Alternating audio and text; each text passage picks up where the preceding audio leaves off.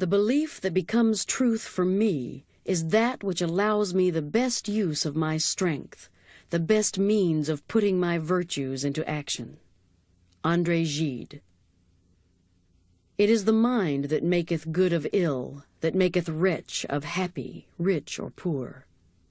Edmund Spencer. We are what we think. All that we are arises with our thoughts. With our thoughts we make our world. The Buddha. Beliefs are what make the difference between a lifetime of joyous contribution and one of misery and devastation. Beliefs are what separate a Mother Teresa from a Charles Manson. Beliefs are what cause some individuals to become heroes, while others lead lives of quiet desperation. See, the power of beliefs is virtually unlimited. Our beliefs can literally create or destroy. Beliefs are not merely matters of emotion or action. They can literally change our bodies in a matter of moments.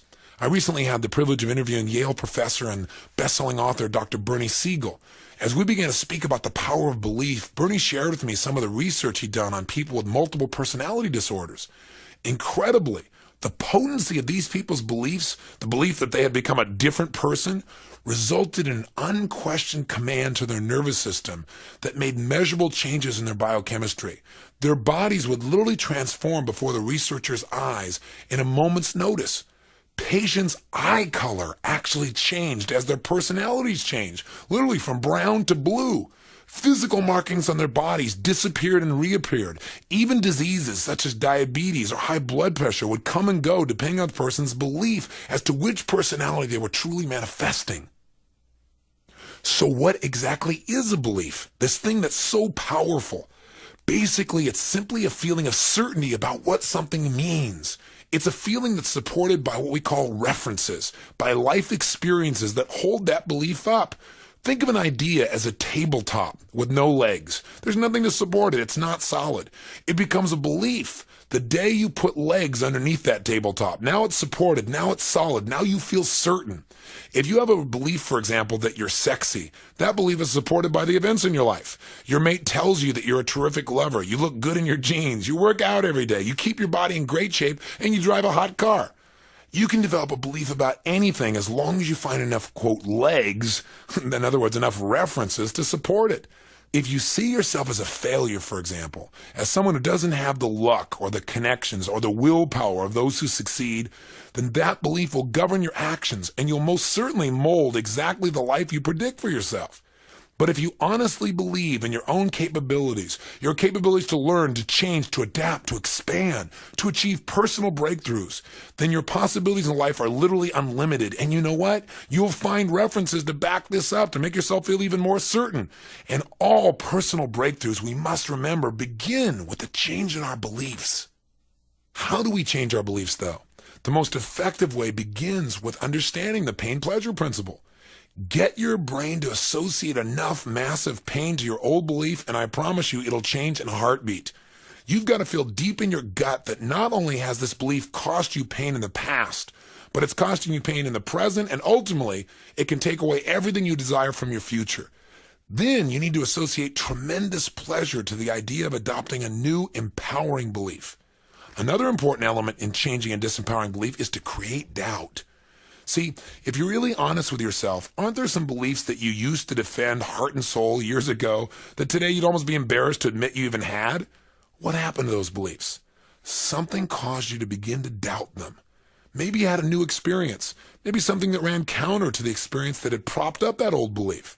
Maybe, for example, you met some Russians and found out they were people just like you. They weren't part of some evil empire. Or maybe you discovered that if you relaxed and you really let yourself enjoy it, you really could look pretty good on the dance floor. In any case, something happened that planted a seed of doubt in your old limiting belief. Your mind began to re-examine or question your belief. And that's the key to beginning to break up your old limiting beliefs. If you question anything enough, eventually you'll begin to doubt it.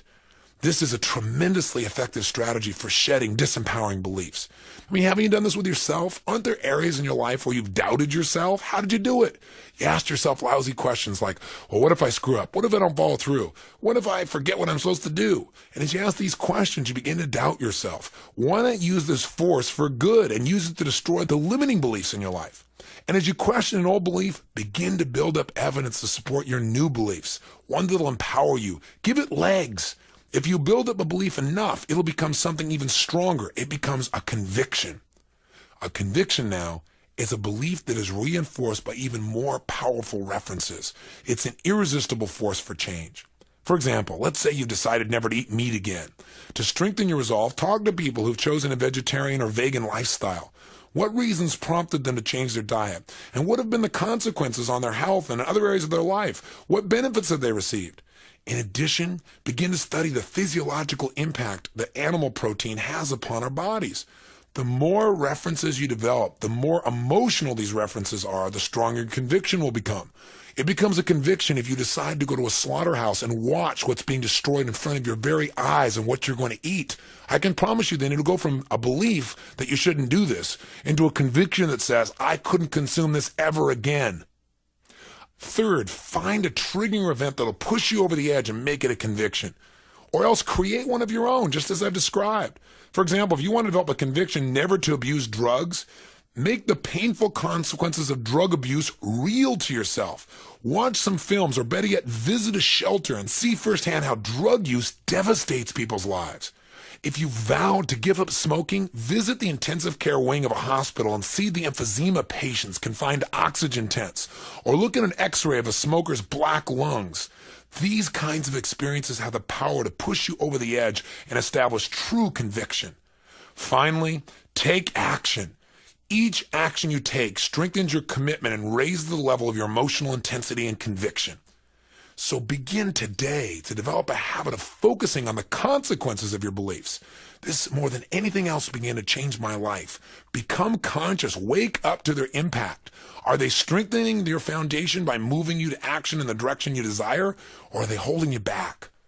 Right now, take 5 minutes on a piece of paper and brainstorm every belief you can think of that empowers you. Write them all down.